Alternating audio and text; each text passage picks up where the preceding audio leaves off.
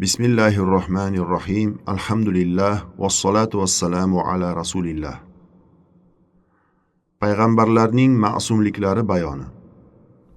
Va innal anbiya'a lafi amanin 'anil isyani 'amdan va izali. Ma'no jihatidan tarjimasi. Darhaqiqat payg'ambarlar qasddan isyon qilishdan va payg'ambarlik martabasidan chetlashtirilishdan albatta omonlikda bo'lganlar. Nazmiy bayoni. Payg'ambarlar hech qachon qasddan isyon etmagan, elchilik maqomidan ajralib ham ketmagan. Matn sharhi. Insonlar orasidan Alloh taoloning elchiligiga tanlangan zotlar hech qachon qasddan isyon qilmaganlar. Shuningdek, bu muhtaram zotlar oqibatlari omonda bo'lgan, hech qachon payg'ambarlik martabasidan ajralmagan buyuk insonlardir.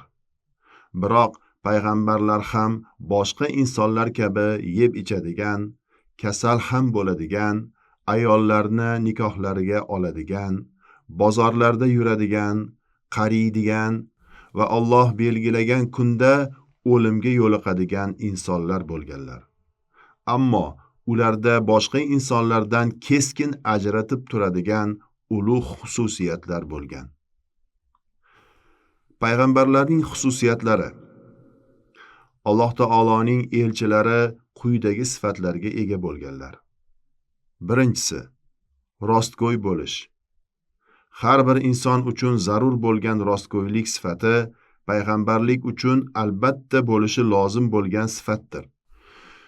Chunki yolg'onchilik oddiy insonga ham loyiq ko'rilmaydigan razil sifat bo'lganidan keyin payg'ambarlardek zotlarda bunday razillikning bo'lishi aqlan ham, naqlan ham mumkin emas.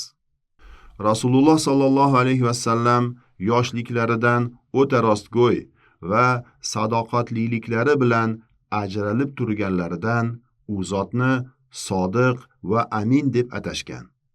Lekin u zotga vahiy tushganidan so'ng o'ta rostgo'y va o'ta sadoqatli deb e'tirof etilgan zotni shoir va folbinga chiqarishib, aytayotganlarini o'zi to'qib olgan deyishgan.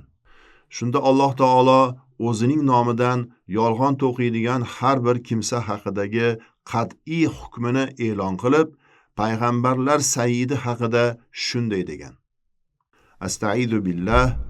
وَلَوْ تَقَوَّلَ عَلَيْنَا بَعْضَ الْأَقَاوِيلِ لَأَخَذْنَا مِنْهُ بِالْيَمِينِ ثُمَّ لَقَطَعْنَا مِنْهُ الْوَتِينَ فَمَا مِنْكُمْ مِنْ أَحَدٍ عَنْهُ حَاجِزِينَ وَإِنَّهُ لَتَذْكِرَةٌ لِلْمُتَّقِينَ صدق الله العظيم. Agar payg'ambar bizning nomimizdan biz aytmagan ba'zi so'zlarni to'qib aytganda edi, albatta biz uning o'ng qo'lidan tutgan, so'ngra uning shoh tomirini uzib tashlagan bo'lur edik. U holda sizlardan biror kishi undan, payg'ambardan halokatni to'sa oluvchi bo'lmas edi. Haqiqatan u Qur'on taqvodorlar uchun eslatmadir. Al-Haqqo surasi 44-48 oyatlar. Aslida u zotning yolg'on gapirmayotganlarini, aytayotganlari haq ekanligini u zotni ashaddiy inkor qilayotganlarning o'zlari ham bilib turgan bo'lsalarda, obro' va mansabga bo'lgan muhabbat kabi illatlar tufayli bila turib inkor qilishgan. Buni quyidagi rivoyat tasdiqlaydi.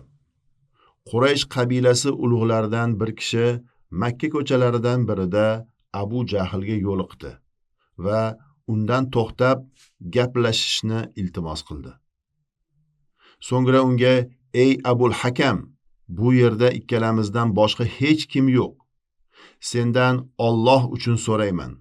Muhammad rostgo'ymi, yolg'onchimi?" dedi. Abu Jahl unga ochiq-oydin javob berib, Allohga qasamki, albatta Muhammad rostgo'ydir. U aslo yolg'on gapirmagan dedi. Shunda haligi kishi, unday bo'lsa, unga ergashishdan sizlarni nima to'sib turibdi, dedi. Abu Jahl unga, biz va Bani Hoshim o'zaro musobaqalashardik. Ulug'lik va faxrlanishda bir-birimizdan o'zishga harakat qilardik. Ular taom berdilar, biz ham taom berdik. Ular suv ulashdilar, biz ham suv ulashdik. Ular joy berdilar, biz ham joy berdik. Bizlar Bani Hoshim bilan go'yo poygaga qo'yilgan ikki chopqir ot kabi bo'lib qoldik. So'ngra ular bizdan payg'ambar yuborildi deyishdi. Biz endi ularga qayerdan payg'ambar olib kelamiz? Allohga qasamki, unga iymon ham keltirmaymiz, ergashmaymiz ham, dedi.